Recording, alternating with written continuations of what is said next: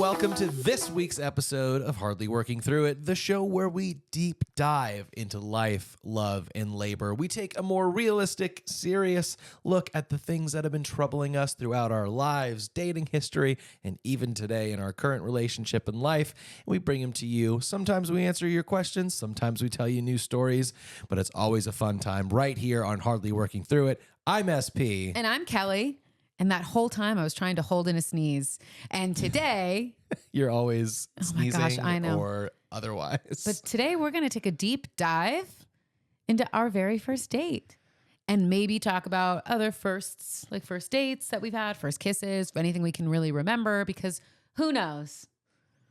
I'm 30-something years old. Can I remember that? I don't know. Who knows? Yeah, so our first date, we're going to get into that story a little bit, but also talk a little bit about what dating and first dates looked like, kind of in the culture that we grew up in, and how it isn't really a first date culture. What is it, though? It's weird. It's hangs, it's friends, it's courting. It's DTRs defining the relationship. We got to get into that another time, too. I didn't know what DTR meant until I was truly like a senior in high school. I was like, what the heck does DTR mean? I'm a very committed person. So like I dated people for very long amounts of time. So I never needed to know what DTR meant.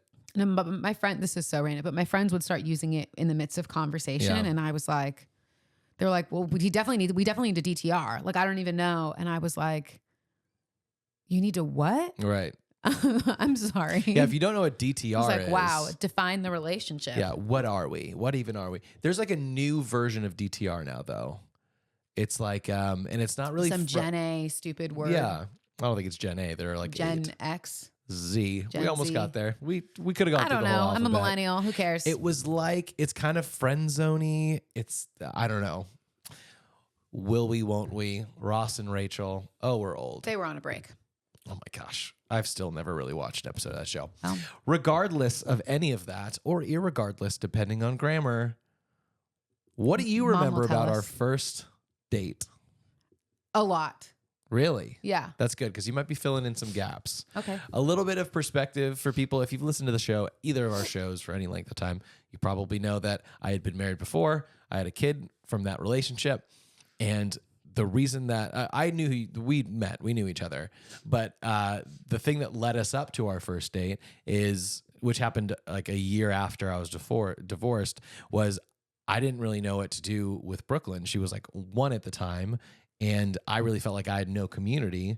And so we'd go into Chick-fil-A every Wednesday because we met up with another dad that was like my age that had 2 kids about Brooklyn's age. I was like, hey, another parent. It was often just him. His wife would come sometimes, but often just him and these 2 kids that Brooklyn could play with in the playground. And there was like no one there on Sunday or mornings. And Wednesday mornings. By having this little community for my kid and for me as like dad to dad, we'd come in every Wednesday and meet. And Kellie happened to work there as well. And so for a year, I got to know Kellie better. And then we started getting closer to this like, we should probably like... We hung out a few times with Simone. Oh yeah, with some friends leading up to it. And then I was like, I'm going to ask her if I can take her out on a date. And I know I'm going to have to do something big because... And boy, did he. I was worried. I was like... so at this point, I feel... This is so bad, but it was the truth for me. I felt kind of like used goods in the sense that I'd already been married. I have a kid. I'm getting to know you, this awesome person who's single, never married, never had a kid, like has all of her life and possibilities ahead of her. And I'm like, how do I persuade this person to be like, hey, you want to date me so you can maybe one day marry me and have a kid that like isn't yours, but you'll have to raise as your own. You'll also have to deal with my ex-wife for the rest of your life. So I knew I had to go and swing big there, and I feel like it did. He did. You want to pick it up from there, or do you want me to tell you like how it started? Say it to me like it's fresh. I'm just kidding. No, yeah. So here, I will say this. While I remember a lot about this date, what I don't remember is exactly how you asked me. I can't remember if you gave me a letter or if you texted me or if you just told me. What I do know is that you gave me a pair of shoes. Yeah, I was like, I have something for you. Of tennis shoes. That you wanted. Nike tennis shoes that I wanted. And you said, I think you asked me if I wanted to go on a date, and I said yes. And then you said, okay. I probably said something like, "Are you doing anything on Sunday?" Who knows what day it was, but yeah. I was assuming, I guess it was a Sunday. But it was like, I had said yes. And so you said, okay, like, here's these shoes. Wear these when I pick you up for a date. I was like, bring a some comfy jacket. shoes. Yeah. Make sure you have your ID. I said that? I would have to assume you would have said that. Oh, yes. Do you want me to pick it up now? No. Okay. And what I remember about this is I didn't know what we were doing. He wouldn't tell me what we were doing or where we were going, what we were doing. I knew it was early in the morning. It's not that I wouldn't. You just enjoy surprises too. Yeah. But he didn't tell me. I knew it was early in the morning. And so all my friends wanted to know too, because I was working at Chick-fil-A, my good friends Mandy and Andy and Simon, and my mom as well. Yeah. Well, although you may have told them. Probably. I was talking to your mom this week and she was like, you and I were good friends before you even knew Kellie existed. That's true. So she's. But I have to wonder if you would have asked my dad if you could take me. I don't think so. Or if you were just like, I'm doing this thing. I don't think I would have thought to ask your parents if I could take you on a date. I had no idea. And so I was texting them. The plan was to text them updates with like what we were doing. That's cute. Because they wanted to know. Is that a normal And they were girl like thing? so excited. Yeah. Oh okay. yeah. They're so excited for me. And so you pick me up. You still won't tell me where we're going. So we get in the car and we drive. I have my shoes on. I have a jacket. I'm dressed cute. I think you told me to dress a little bit warm because I remember I had a sweater on. Yeah. And you take me to the Burbank airport. What? He's flying her somewhere. I was like, are you serious? This seems too intense. What are we doing? Where are we going? And you're like, you'll see. And so we don't have any bags to check. Nope. Because it's going to be a quick day trip is what I now know. Not a quick, but a long day trip. And you have to give me my ticket at some point in time. And so we like go through security. I have my ticket. I texted a picture of my ticket to Andy, Hannah, and Simon, and they were like, shut up. Like, no. Oh, that's cute. Freaked out. So that was really fun. And I was nervous because I was like, we're going to San Francisco? We went to San Francisco. That's where he was taking me. Sorry, because I said I took a picture of my ticket and sent it over, which was like a complete shock. I love San Francisco. I have very fond memories of being there. It's just fun. We used to go up there, my dad and my brothers. We like would do different things. But it was like such an exciting thing for me. And this is like a side story. But for my 25th birthday, which was years before that. I was like probably 26 or 27. So, well, not years before this. It was like a year. I think this happened before I knew you. I know the story you're going to tell me, but I'm not sure if we knew each other at this But for my point. 25th birthday, Simon, my mom, and my dad went up to San Francisco for a weekend, and we went and saw a magic show. We also hung out and all that stuff. But I had a very difficult 25th birthday. Yeah. I was very sad. I broke down crying on my birthday at a nice restaurant. Oh, no. Where they offered me more of the s'mores pie that we were eating. Because you were crying? Yeah, that's what I so want. That's sad. what we went there for. So I wanted to have that. But I was so sad because I had been told my whole life that you should get married and have kids and do all that stuff at a younger age. And here I was turning 25 and I had this vision in my mind. By the time I was 25, I'd be married, I'd have a kid, and I'd be like set. And it took me a while to realize that like goals change in life. This is like a side note, but goals change and life changes. And like sometimes the dream you have isn't the dream you need or the dream that you accomplish. And for me, I was an accomplished 25-year-old who was an executive director of leadership and development. I was probably executive training director at the time of a restaurant, about to be 2 restaurants. I may have been 2 restaurants at that point in time. I was very accomplished in my professional life for the age that I was. And I was making really good money. And I traveled a lot with Chick-fil-A at that point in time. So I had done a lot. I wasn't where I wanted to be relationally, but I was way past where I ever thought I'd be professionionally. But I was like crying and having a very difficult time of like, I'm never going to find a husband. I'm going to be single. Mind you, I had no prospects. I wasn't seeing anybody. Nobody was asking. I'd been in quite a few failed relationships. Quite a few long-term relationships though too. It's not like you went, you definitely had your we went on a few dates. It didn't work out, but you had a handful of over a year relationship. None of them had worked out. Yeah. No, oddly enough, every relationship anyone's ever in fails except for maybe once.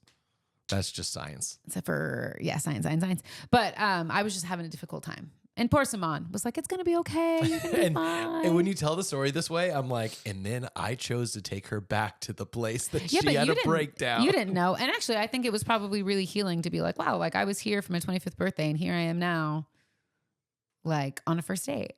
And how great. Yeah. It's an easy way to remember it. It is. So let's talk about what we did. So flew me to San Francisco. Yes. We rented a car, which later on I think you regretted. That was overkill. But I was really trying to impress you. 100%. I was like, look at me. I can fly you places. I can put shoes on your feet. And I was like, I can put butts in cars that I rented. Butts in seats, both airplane and cars. I was like, she'll be real impressed. She can't even rent a car yet. Yeah, and speaking of butts and seats, if we're doing that. Yeah?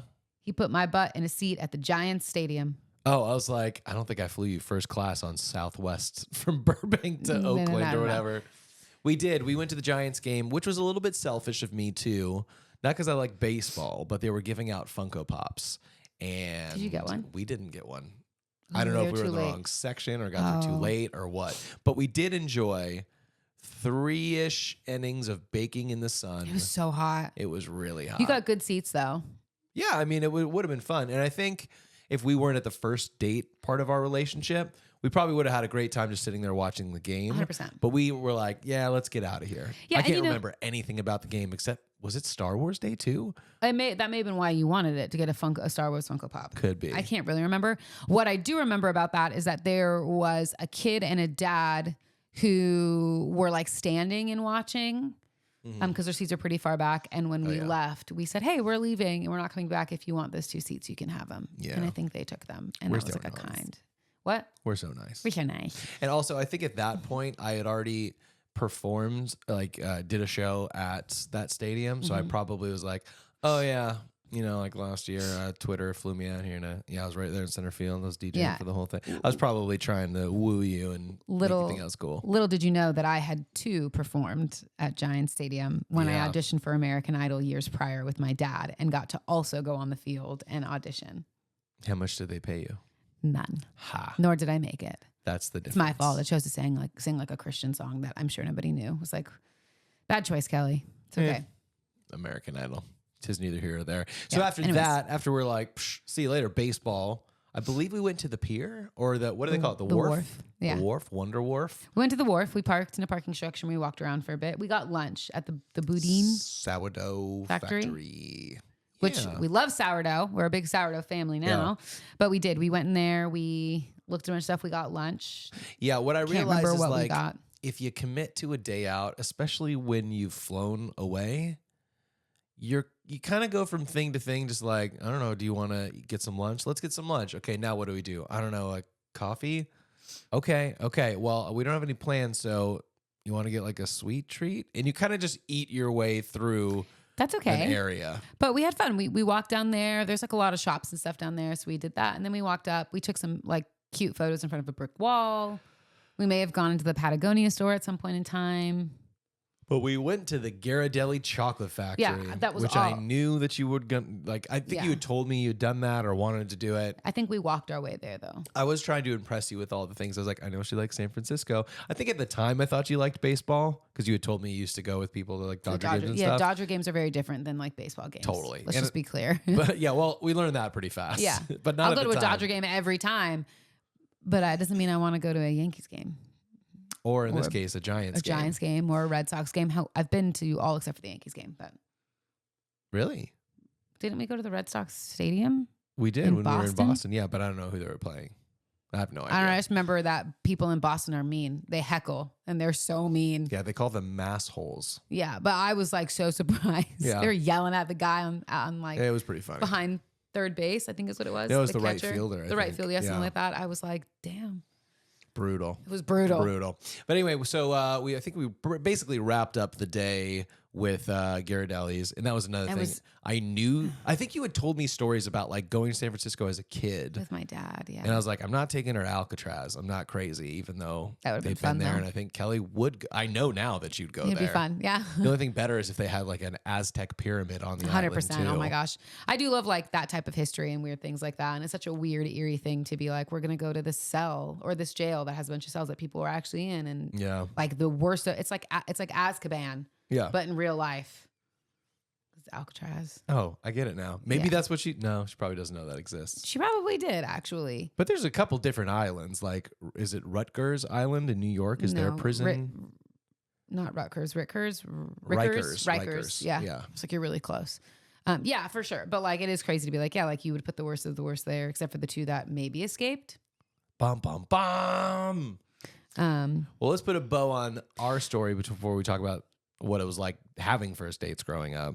For sure. But I will say this. He did take me to the Ghirardelli Chocolate Factory. He did let me get anything I wanted. Wow. Daddy Warbucks. Which was so nice. And it was the first time I'd ever gone up the stairs to a second story. I didn't realize that there was more seating at the Ghirardelli Chocolate Factory. And I have a recollection that maybe you bought me like something to bring home too. Probably like a Starbucks mug. You did. We stopped at Starbucks. Yeah, we collected the mugs for a long time. We had extra time. Yeah.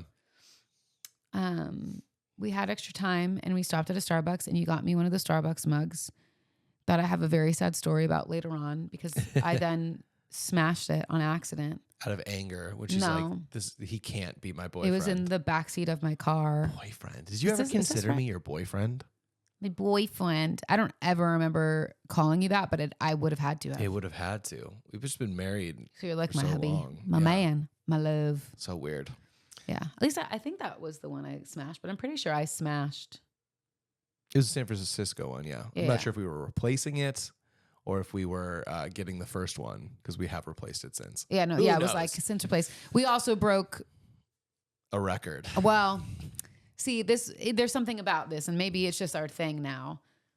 But that was our first date. It was so great. It was amazing and wonderful. Okay.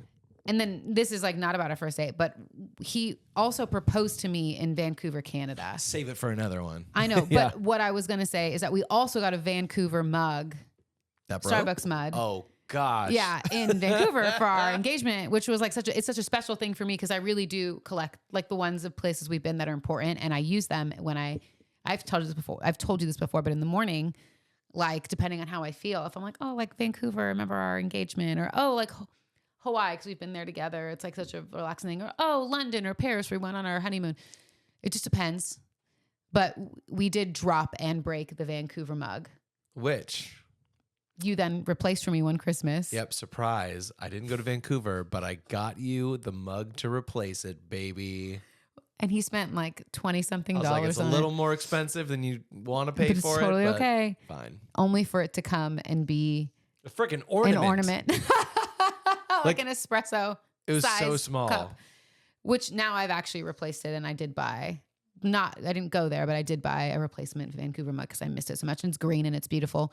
But maybe that's our thing. Maybe we just smash the cup, like our very first tries. We smashed Like at a them. Jewish wedding, or like where you smash the glass, or like a Greek restaurant where you throw plates on the ground. Yeah, and maybe I should have kept them and made them into like something, a mosaic of the places we've been. Could we? Would we? Should we? But No. we didn't. Do it all the way. So, anything you would have changed about that date? Because it worked out for us. No, I don't think so.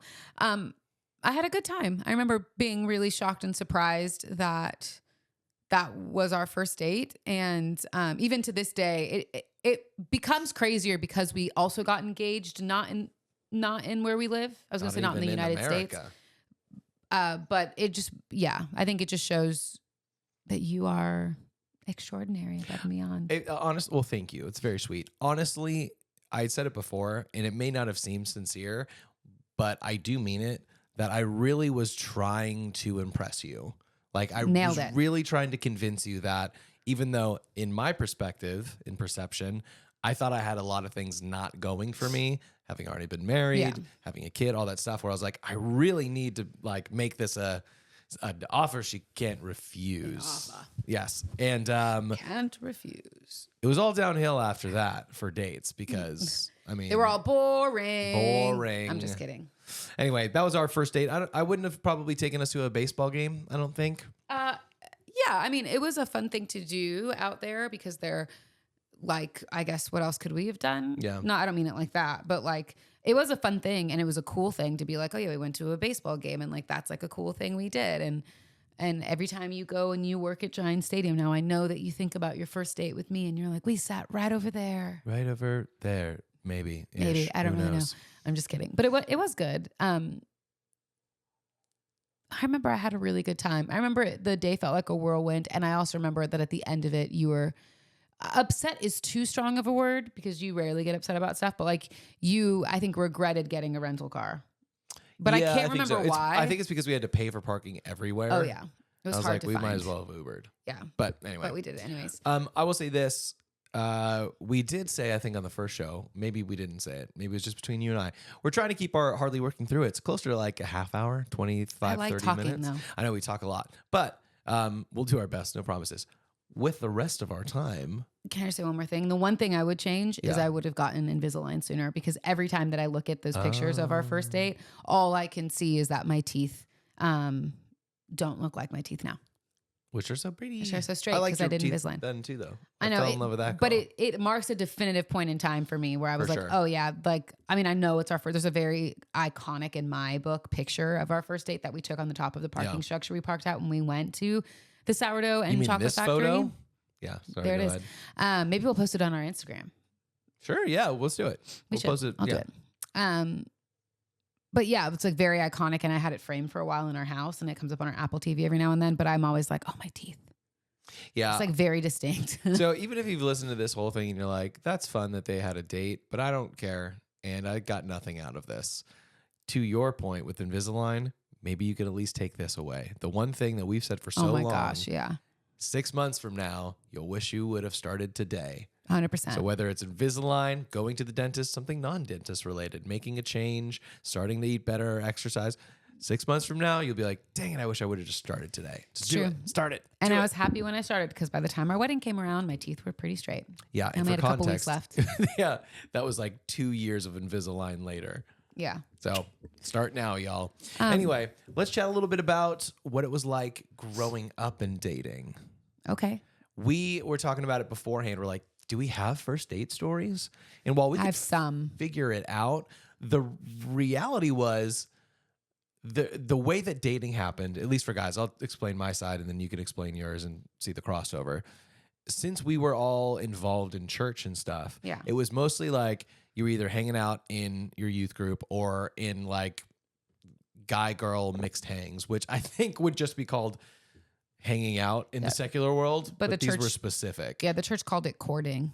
A lot, yes. And I never did any of that specific stuff, but the implied understanding was if you're going to date anyone, you're intending to marry that person, which I think is a very unhealthy thing to do. I think you have to date some people. You should date some people to understand who you're compatible with, what you're willing to put up with, and what you're not. I don't think just because you're 14 and dating someone means you should be like, my intention is to marry them. I was looking up courting. Yeah, I agree with you. But anyway, so it would start in these group settings, and then you'd kind of see if there's chemistry, and then maybe you would all go out to dinner at some point, and then you're like, oh, well, we're always sitting next to each other, or maybe we're holding hands, or what. Like the relationship would kind of start and form even before like a first date happens. Yeah, which some of that isn't bad. Like sure. when you put it in and talk about it that way, I go, yeah, like being friends before marriage is a really big deal. Huge for us. Because you're like we say it all the time, like you're my best friend. Yeah. And we laugh the hardest with each other. We get each other the most. We truly can finish each other's sandwiches. Yeah, always. And like, I do think that there's value in getting to know someone and your friends seeing that too, because I do think your friends know you better than you know yourself. Yeah. And so they can give you advice or be like, I don't think that fits. Or, oh, you seem to like him. He seems cool. The best phrase, it's not the person I would have chosen for you. I wonder who said that to you once or twice or 3 times. No, just once. Just once. Not about you. She's repeated the story since then, but it was good. It's true. And you need to have people like that in your life. Yeah. What I would say though, is I think the detrimental part is the amount of pressure that, for me at least, that the church puts on that. Of like you court and you with the intention of marriage, you date someone with the intention of marriage, but you just said it like, but when you're 14, can you date someone with the intention of marriage? Well, you can. You, me or just a person? Because you started dating Whitney at 15. Yeah, but and then even then it was like that's the plan, right? Yeah, but I think, but what I'm saying is like, I think that's the detrimental part. Yes. That's the piece that is hurtful. I don't think that courting in general, or whatever the church wants to call it, or whatever, hanging out with your friends, I don't think that's a bad way to get to know somebody or to date. I think it's just that implication of like, well, if you're doing that, you're probably going to get married. There's a lot of other undertones too, though, of like, if you're going to put yourself in a position where you could potentially kind of be intimate with a person, like that's supposed to be your wife, and if it's not, that's someone else's wife or husband, and you're taking something that from them. stays with them. Yeah. Yeah, There's a yeah. bunch of stuff. What I will say on a personal level is I have always felt, and time gives you different perspective, right? But I have always been grateful and thankful for my mom, who, like, my mom and dad, while they kind of grew up religious in their own right, my dad more so than my mom. My mom's family is Jewish. My dad's family was Catholic.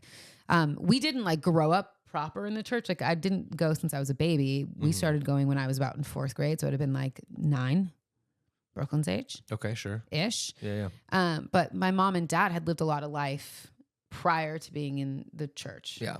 So my mom's big thing was always like, well, like, don't settle. Like, don't settle. Like, you don't want to settle. And I don't know if she ever said it like this, but I know that it was communicate. Like, this is how I heard it, was like, you should date people. Right. Because how else, like, it's not a big deal to go on a date. And I remember getting into an argument with her about this at some point in time. And this just shows you how much the church can manipulate.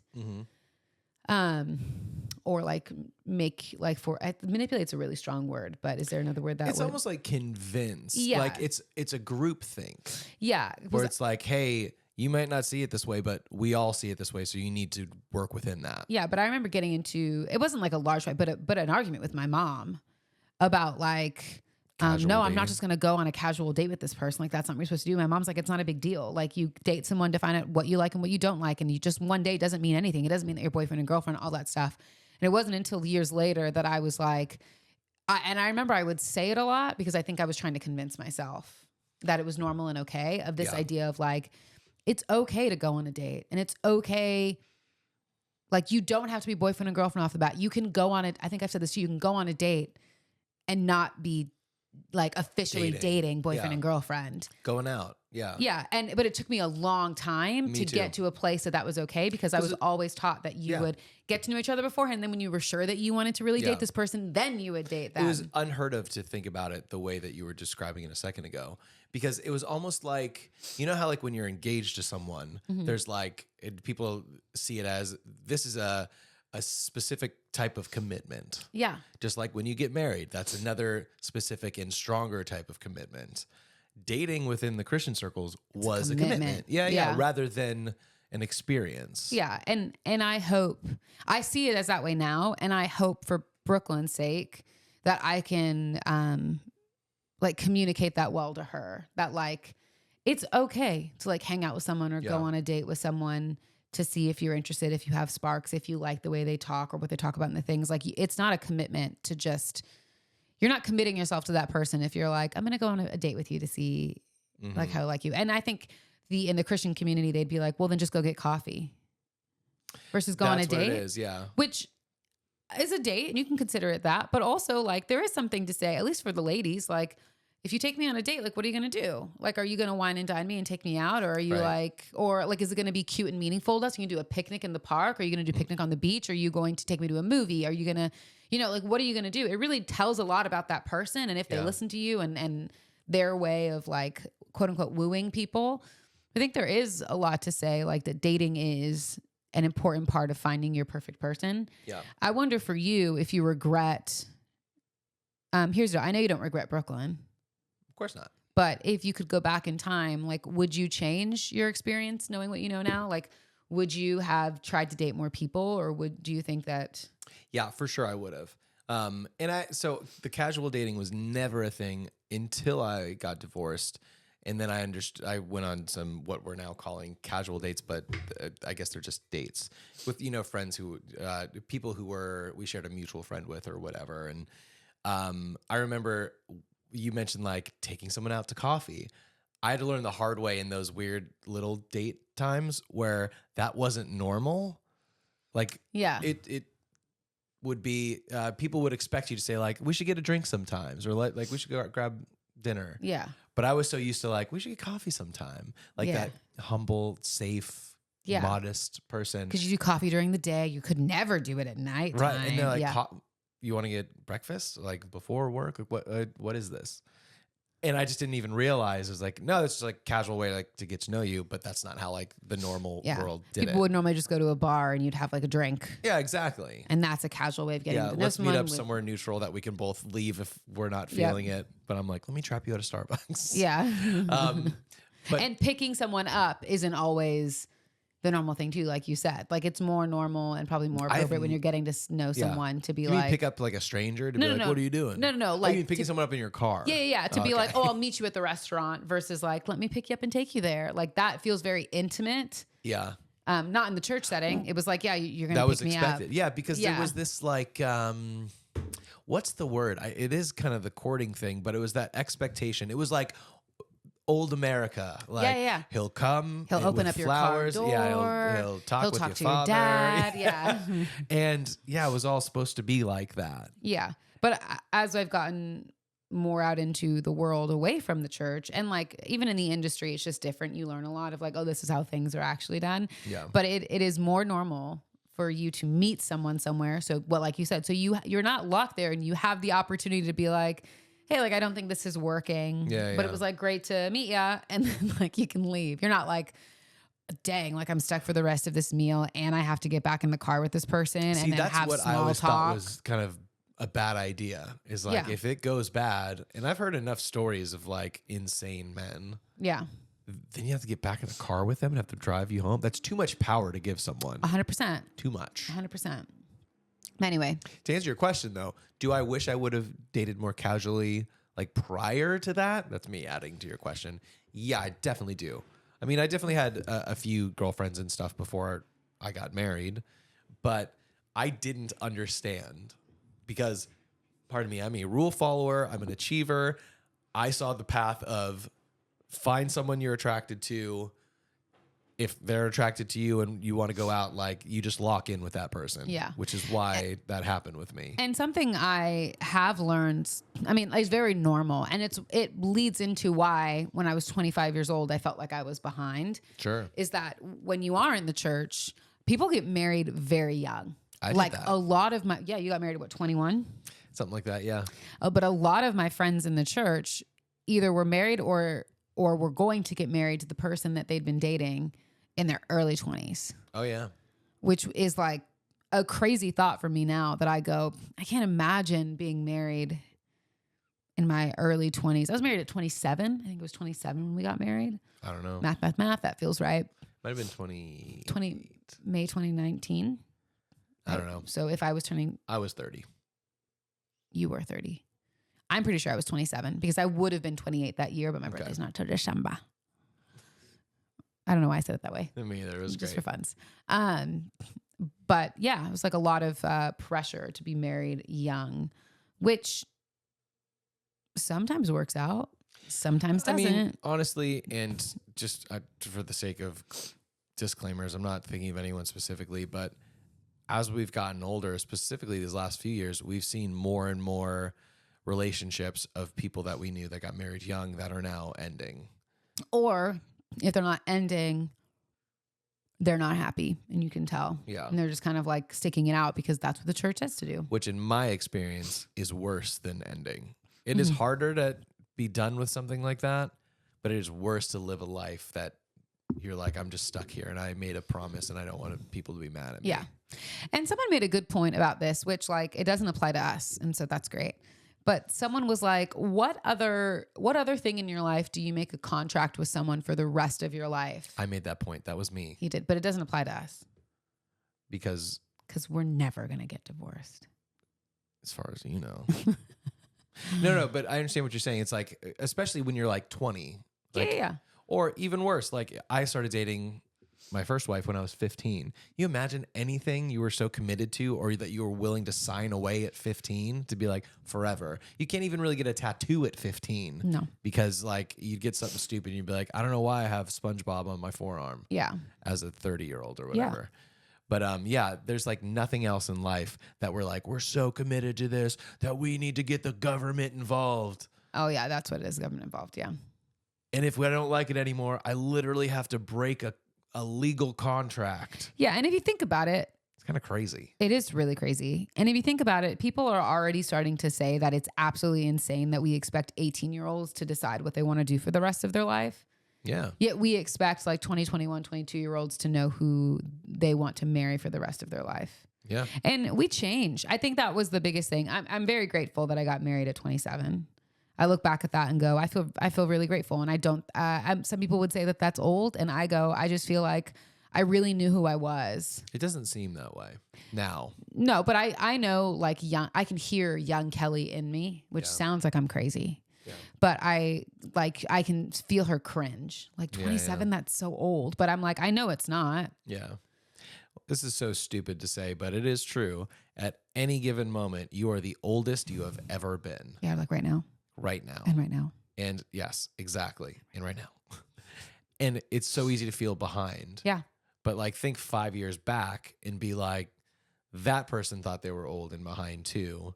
And now 5 years later, if you could go back 5 years, you would tell that person like, no, you're good. You're fine. You're not as old as you think. Or if you could go back and be like, just take me back 5 years so I can be 5 years younger, you would take that. So Yeah. I think with time and perspective comes a little bit more of an understanding of life as a whole. Yeah, of course.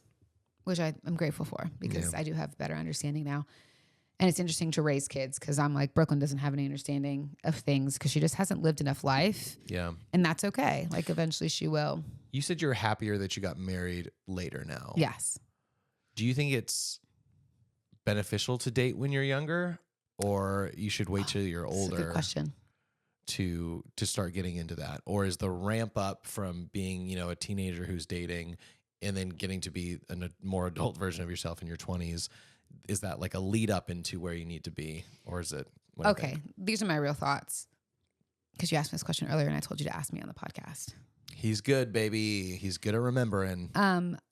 I think if there were different structures for how dating should look like when you're younger, I think that dating when you're younger is totally fine. I think when it's like, yeah, we're going to like go get ice cream and my parents are sitting over there as like my chaperones because like we're 2 tables 15 over. years old and we can't drive and like we don't have any money and all this stuff.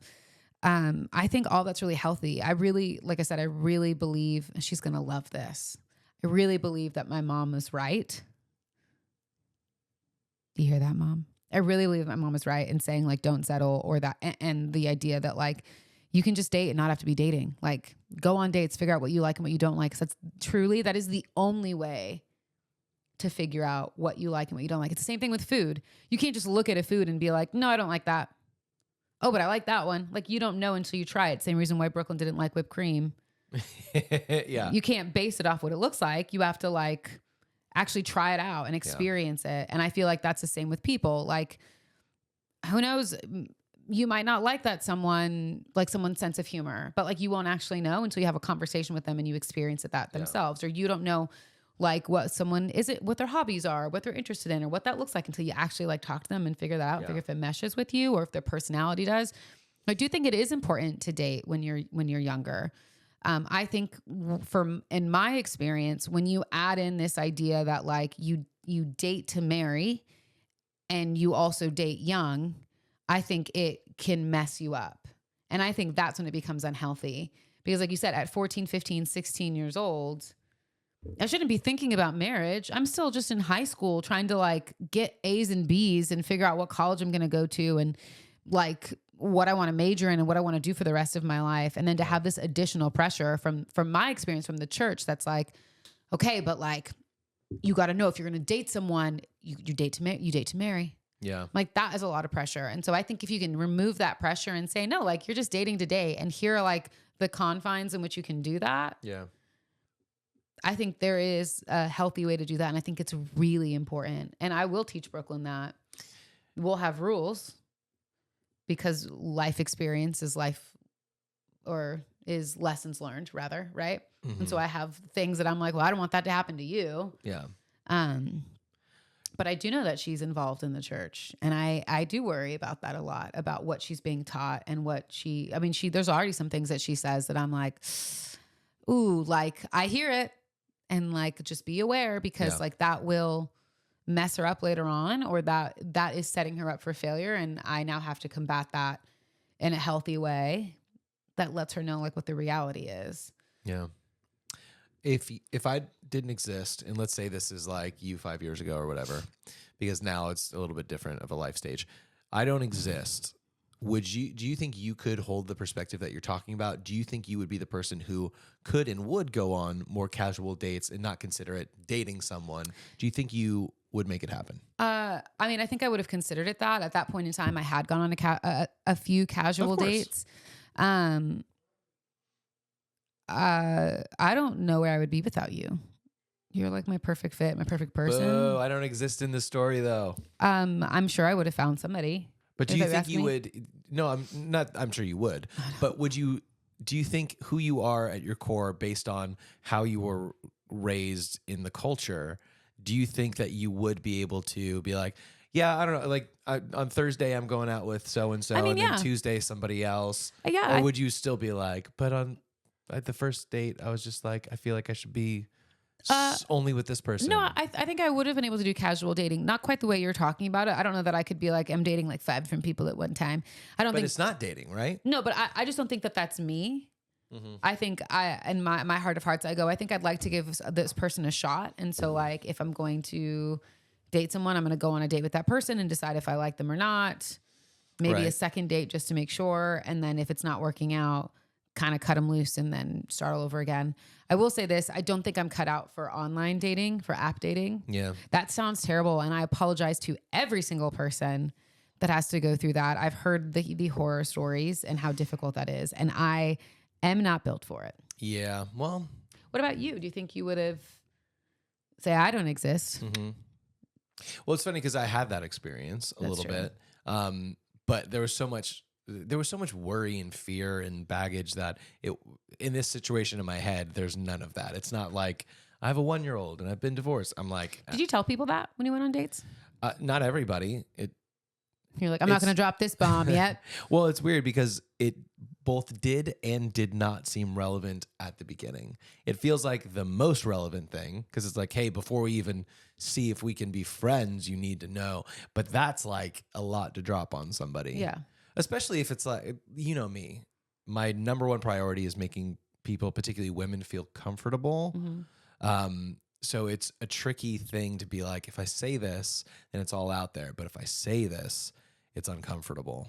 It's So- all out there. Yeah. Yeah. And honestly, it depended on who the person was and who kind of the mutual friend was. That makes 'Cause sense. oftentimes they already knew the situation. Yeah. You know, but to your original question, I'd like to think I would be more casual, but the truth is I'm a super committed person. Yeah. Like even before being a part of churches and stuff, I don't know if it was part of my upbringing or something that I had too much of or not enough of growing up. I have no idea, but I've always been super committed. Like pretty much all of the relationships I've been in have been long term, and I've always had a perspective of like, I don't know. I mean, to be fair, like when my marriage ended, it was because I finally got to the point where I was like, this doesn't make sense within the realm of healthy relationships. Yeah. Therefore, it can't keep going. Yeah. But it took me over 10 years to figure that out. Yeah, it's true. Like 10 years of toughing out things that I shouldn't didn't have need had to. to. Yeah, exactly. And I'm not special. So many people live in that situation Of or course. have lived in that. So to answer your question, I do think in my head, I would like the idea of casually dating, especially because I like the idea of being liked by people or wooing and persuading them. And that's the, tell me I'm pretty of it all. Yeah. Is like, I bet I can convince this person that I'm Yeah. great. And I'm also not an insanely attractive person. Yeah, like you some are. people, Ow, thank ow. you. Some people, it's like, well, they've got a leg up because they're gorgeous. For me, I'm a decent looking person, but I have to win people over with my personality. Like that's the thing that sets me apart. Can I make them laugh? Can I connect with them? Can I full circle a joke that was something about their life that they didn't, they mentioned earlier, then they've never heard a joke about that before. And oh my gosh, he's listening to, and you remember, like, that's how I have to woo people. So I You're think, also cute. thank you. I know I'm cute. I've been called cute my whole life. I hate being I cute. like you. I actually don't hate being cute. It's fun. It's fine. But all that to say, I would like to think I would, but I'd probably just be looking for the next partner to live my life with. Yes, Kelly, you have a question. I do have a question.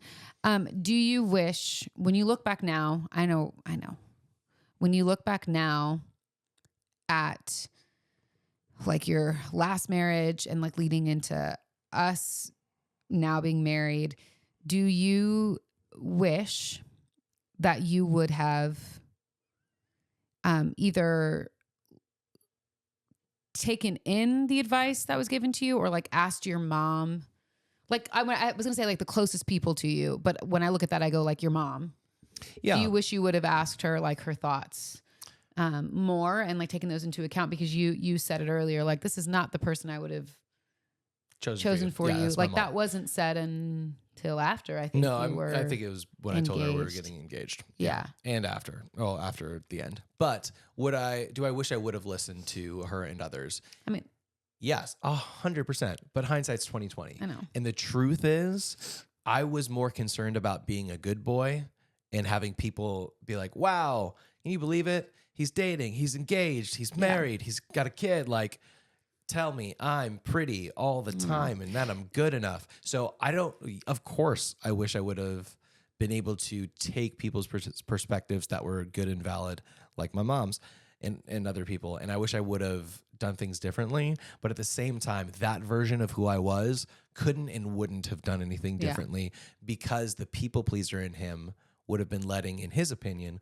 too many people down. And the irony in that being that same person 10 years later let everybody in his life down by ending that relationship and that marriage. And it was far worse. And I let down so many more people. Yeah, all those people suck. So I agree. And you didn't the people that you didn't like let your mom down or anything like that down. So I'm not referring to her, but like all those people, they all suck. Yeah. You learned that the hard way too. But to answer your question, truth is truth. I wish I would have been able to listen to that, but I was only concerned about the way that people perceived me. Yeah. And as a young leader in the church, like as an actual pastor, I don't think we've talked about this a lot, at least not on the show. I had a definitive fear that if my dating relationship, engagement, or marriage not ended, but was in trouble or having a hard time, it would disqualify me from leading or working at that place. That's not true. I think it is. If I told people like maybe when I was engaged or married, like here's the reality of what's happening. Maybe when I did tell people, they were like, oh, well, I can't really get into that. It's not my story to tell. Wait, what were you going to say?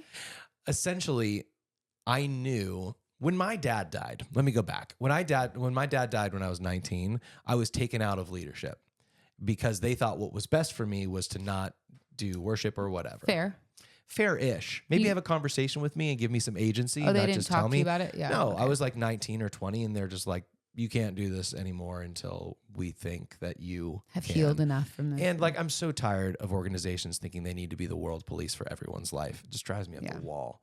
But knowing that experience happened, I felt like if anyone knew that me as the man and the leader of the house was in a relationship that was the way that it was, I would be disqualified. It had happened to me before. And as like a young to mid 20-year-old, my whole livelihood was working at this place. Yeah, I know. It was the only income. It was probably a baby on the way. I wasn't going to be like, hey guys, this is happening and it's bad. And here's, all the different things, until it finally got to the point at the end where I was like, this cannot continue. So now I'm talking, as was she, with church leaders who played down all of it. Yeah. That part's a conversation for another time. And clearly, I thought I had worked through that, but I'm seeing I have some baggage. It's okay. I already had therapy this week. It's such a bummer. I have a lot of anger when we talk about that stuff, and I know it. And I don't have as much fear. So does my mom. I know. I don't have a lot of as much fear as I think you do talking about it, because I just don't care about those people. I know. And there's I'm nothing, such a people pleaser. I know, but there's nothing that they could say. What are they going to do? Kick me out of their little church that I don't attend? Like, what are you going to do? Because you've already talked enough crap about the both of us that That's true. Like, but what? We were having a conversation earlier today. Sorry, as you can tell, I'm fired up and angry. It's okay. I like that. You're fiercely protector. defensive tool too, as well. We were talking earlier off air about certain relationships and stuff of yours where you're like, Yeah. I don't want to talk about that because those people I don't like. I just don't like them. Yeah. Totally. And you're like, and I'm worried about what they might say or do. I know. And that's essentially The what we're irony. talking. Yeah, it's a little bit like what we're saying now. And I'm not worried about what people would say or do. I just, I really think I've closed that chapter. Like great. it was a hard chapter, especially to lose some specific people that I thought were my friends, but really were just, they were friends until they didn't like that I got divorced, and then they flat out ghosted me for the rest of my life. Like the friendship was contingent upon following the rules, which for some reason was staying in a relationship that had no impact or effect on them. And we can all definitively see now, 10 years later, has worked out so much better for all parties involved. Yeah. Like, but still, those people chose whether it's an ideology over a person or chose a corporation over a person. I know not which for specific people, but it just sucks to be in that situation. Yeah. And I've closed the door and I'm totally fine. That's great. I haven't as much, but I would say you talked about like choosing an ideology or choosing a religion or choosing whatever. I honestly, when I look back at it now and conversations that I had with people or conversations people had with me, rather, I look at it and go, I think they were choosing to fight for the two of you and what they thought was best and what they thought was right. I don't think they were fighting for what the church believes or anything like that. I did think it depends on who it is. For sure. But that's when I look back and how I feel. I also know that I lost tons of jobs because the church said like, You don't can't work hire with this him. person because we don't like him. And we were told that too by people that were Numerous close to us that people. were like, we were going to hire They him, told and us now we can't. specifically who, Yeah. like who told them that stuff. But that's why I do think it is also a corporate entity, a church that's saying that as well. Yeah. And none of these people will ever listen to this podcast, but if you I do, know some people probably do. well, they don't can like to hear it. talk about it. That's okay. They can hear and be like, we know what happened. We know what was said and what was done. And that wasn't very cool and not very Christian-like of you, I would say. You always say the struggle for you is if your tagline is love God, love people. Yeah. Like, Great job. You nailed it. Yeah, Because yeah. we feel so loved. That was sarcasm if you can't tell.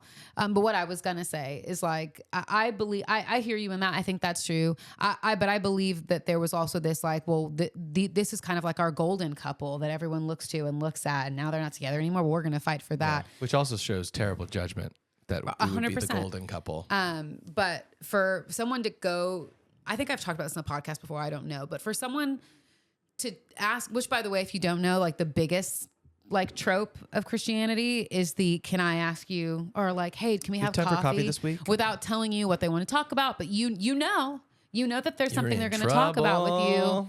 trouble. But like I was taken to coffee by someone that was dating a recently divorced man that I had told her I was dating you because you were divorced as well.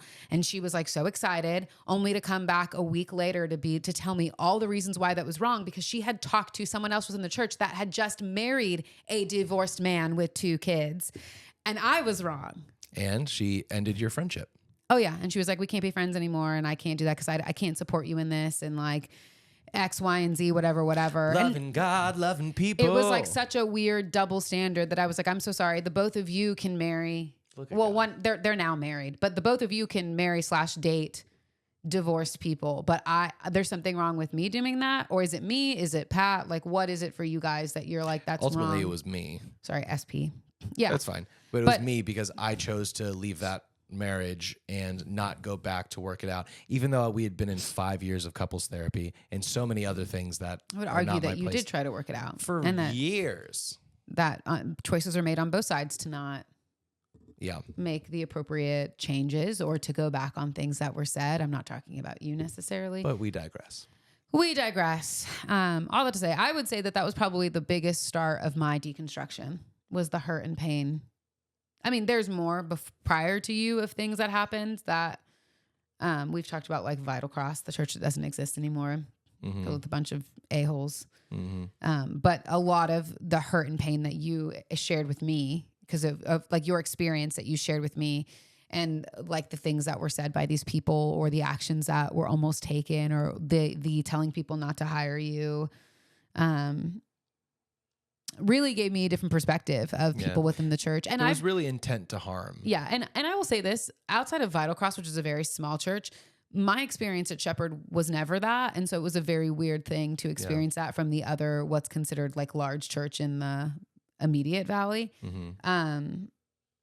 Which if you're doing your research, I'm sure you can guess what church that is, but you probably know because you would know. But it was just such an interesting thing for me to look back on now. And I think that's why I'm still so angry, because I'm like, I had a lot of friends that went there.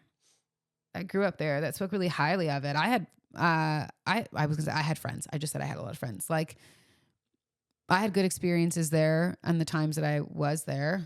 Like it's just so incredible to me that these people can all believe that they're in the right and then continue to support one person over the other without holding any accountability, and then to cut off all ties and all friendship with you because you chose to make a decision that was best for your daughter and best for your life. And the only reason why it's a big deal is because of Christianity. Yeah. Because in the real world, people get divorced all the time. And it's hard and it hurts and people don't like that, especially if you're friends with the couple, and it makes it awkward and it makes it difficult. But at the end of the day, everybody is like the captain of their own ship, the main character in their own story. It's like, you're not living their life. You don't know what they're experiencing. You don't know the pain or the trauma or whatever else that's in their relationship or what they're working on and what they haven't worked through and all that stuff. Like, who are you to say whether or not those people they have to stay together? And I think that's the one thing that I've learned is you're the main character in your story. And so you only know really what's going on with you. And our life got a lot better when we adopted or came up with the philosophy of when something rubs us the wrong way with a friend or a couple or whatever, to ask ourselves the question, is this a matter of right and wrong, or is it just not my preference? Yeah. And almost always, it's just not my preference. And one last thing that I'll say, and I've said it before, is one of my favorite quotes from a dying 83-year-old monk was when he said, it took me almost 80 years to realize that most things are none of my business. Yeah. I was like, what a perspective to have. Yeah. Because everyone is going through their own crap and they don't need you meeting with them to make sure you shame them through more of it. Like, you don't need to be the world police. I see it happening with people in our lives now, and I'm like, it sucks that you're going through a really hard time, and it's going to be made even more hard by people who feel entitled and obligated to give you their opinion and perspective to basically belittle you and make you feel even worse about something that you're struggling and going through. It just breaks my heart a little bit for people. I'm glad you can be there. Breaks my heart too. I'm just clouded in anger currently. Anytime we talk about the subject, I can tell. Feel a little feisty. Yeah. I mean, there's just no closure. Like there'll never be an opportunity, nor would I want one, to sit down and talk to any of those people. I would never talk to your ex-wife about any of this stuff because I feel like that would be inappropriate. And I don't believe that it's her doing. Like she wasn't puppeteering these people to do that. Does that make sense? It's a both and. Yeah. I mean, like everyone has their own story and their own narrative, as people would say. Whatever it is. Yeah. And that's okay. If it's your own life experience that you lived and that you have. And my experience is different than your experience. You freaking lived through it, but I'm the one who's like mad about it because you're my husband and I love you. Yeah. It doesn't help that Brooklyn attends that church. And I tell you all the time, like, what are they going to say to her? Yeah. And I know they're not going to say anything mean about you, but I'm like, what is she going to hear? Or what is it going to be like? When's the day that she's going to come home and be like, someone told me they can't hire you or something. Yeah. I don't know. Do you know what I mean? And you have to like talk them through like, well. Yeah, I will say this. And remember, this is all within the 35 minutes we said it would be. Sorry. It never is. It never is. We're talkers. But that's the beauty of a podcast. We've had particularly older people talk to us about the shows being too long. But I'm like, it's a podcast. It's meant to be like hanging out with friends. When you're listening, pick it up, put it down, pause it, clean the house. You're not supposed to sit there and listen to it for an hour and a half. Anyway, I will say this though. I had this realization recently, having worked at a church for a long time and seen many people come and go. There were definitely people that you were like, God, I can't believe they're leaving. They're going to go to start another church or whatever. Oh, what a loss. And then there was maybe like 20% of people who were kind of the villains. Like they left and they stole a bunch of your people to start their own church. They left, and in their wake of leaving, they destroyed whole departments, or like they left the church in a worse place than when they arrived because of their time there. Yeah. I had a realization recently that I was like, dang, I've been painted as one of those villains because of the way my marriage had ended. Well, not the fact that my marriage had ended, which is wild because for like a decade, I was like one of the most beloved people there. And that's, of course, an ego thing to say. And I don't mean I'm so great, but listen, all the young families that came, whether I was doing middle school or kids ministry, they always felt safe within my span of care. They all knew who I was because I was overseeing the departments where their kids were. We were going up to camps with their children. So there was a lot of buy-in to who I was. I was in the main services, being charming and funny and doing announcements. Everyone knew who I was and everybody loved me. Like when I wrote this is my last day here, it's been such a pleasure, blah, blah, blah. There was so many kind things of like, oh my gosh, we're heartbroken that you're leaving. We're so excited, blah, blah, blah. So much of that stuff. And for a while I was like, great, that is kind of the legacy there. And then once my marriage ended, I now know, having heard conversations, that that's not how I'm seen there, which is so weird because I put so much into that time. I would say that I think that the families probably still view you that way. I think it's probably the staff that has a certain perspective of you. Yeah. And whether they want to believe that about you or not doesn't matter, because I think that the leadership at that church is like, this is what you will believe about him. I don't think they say it like that, but I think that's what they've communicated. I was very curious. So, I mean, first let me say, I'm really sorry that you feel that way. You're not a villain in my story. You're the hero. Thanks, babe. And I think you are the hero in a bunch of people's stories. We run into people sometimes who are like, oh my gosh, they call him Patrick. Patrick. Yeah. Because that was his pastor name. It was just the name he went by at the time. But yeah, like they have always positive and great things to say about you. So I do believe that it's not everyone. I think it is the church people. But I would say this: I should have known, and you should have known the way that that church specifically works. Because I remember, I think the very first ever service I ever attended there with Saman. From the stage is when they said, like, we just want to let you know, what was his name? Well, we don't need to say names, but one of the pastors. I mean, he said it from the stage. Yeah, he but we don't named the need to person perpetuate and told the whole congregation. I was going to say audience, the whole congregation, that the leader had an emotional affair with somebody else, and then what was happening. This is the world police stuff that really bugs me. It's like people mask their ideologies. They like put it over them like a blanket to be like, this is what I have to do. It's like, is it? Do you have to publicly shame people? Yeah. Like, it is just this weird thing where it's a weird balance. It's worse for you, but I still feel it in my bones of like, what do people think about us? Oh, I don't care. I know you don't. Because my life is I don't particularly so much better than it ever was. Not just in that relationship, but even in that season of working in a church and being in that community. Yeah. There's nothing that even comes close to the joy and the happiness I have on a daily basis now. Yeah. Like, you. I'd do it 1,000 times over and be miserable 1,000 times over if it led me to this life with you in Thanks, Brooklyn. babe. It's just so much better. And I love our life too. I want you to know. And I wouldn't change anything about it. And for the most part, I don't care. It's only on certain occasions when, I don't know, I happen to run into somebody random that I have to make the split decision in my head. Do I say hi or do I walk the other way? Yeah. Because you never know. You never know. Or whenever someone comes up to you and starts talking to you, and I know that it's someone from there based off of the way they treat me. You can tell just based on the way they're dressed. That too. But I'm thinking of, like, we were at a premiere. We talked about this already, but when we were at that premiere one time and someone said hi to you and Amy, but I was right in the middle, didn't say hi to me. And I was like, oh, I knew. I was like, I was almost there from that church. Yeah. Like, I knew it. And I was like, love God, love people, eh? All that right to here. say, Sorry. first dates are weird. Our first date was really great, though. It was good. You're welcome. And dating in the church, don't do it. Dating outside of that, do it. I mean, don't not date because you're in the church. No, I know. But, like, don't date to marry. It's just too intense. It is intense. We're going to wrap it up. Date to figure out what you like and what you don't like and what you vibe with and what you don't vibe with. Yeah. And like, it doesn't all have to be considered boyfriend, girlfriend. You don't have to DTR after 3 dates. Okay. That's so we funny. can just like, I brought it all the way around.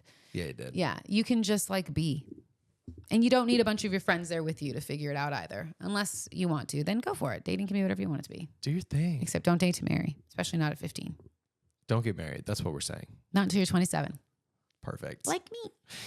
What's another hour-long, 30 minutes podcast this was? Did You're we really just do an welcome. hour plus on You're welcome. singleness, on first dates, and then also my own Divorce, baggage? kind of. Sorry. But that's what Hardly Working is all about, baby, is we are truly working through our baggage and trauma with Truly you. hardly working through it. Yeah, and if you want to work through your baggage and trauma with us, you can do that. You can send in questions. You can talk to us. You can hit us up on our socials at It's Hardly Working on TikTok and Instagram.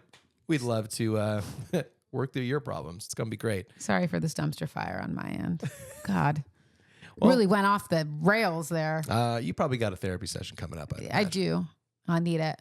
You need it. You're going to make it happen, baby. But that's all for this episode. Tell us what you want us to talk about next time. If not, we'll just make it up. Like we do. Anyway, let's wrap it up. Thanks for listening to Hardly Working Through It. I hope you're enjoying its return. It's been an interesting journey so far. We'll see how it goes and where it lands, but I'm excited to be talking about more than just fun, funny things and really getting into the thick of it. So thanks for chatting, babe. Yeah, thanks for chatting with me. Sorry, like I said, went off the rails a bit. We always do. That's okay. It's what you can expect. Is to expect the unexpected. Hardly. We can't land this plane. Sorry. I was like, I think we can get there. I think we can do You it. can expect the unexpected on Hardly Working Through It. So for you and your fam and anyone that's listening, we hope you spend most of your time hardly working, but kind of working through it. Bye. We love ya. We love you. Bye. Bye.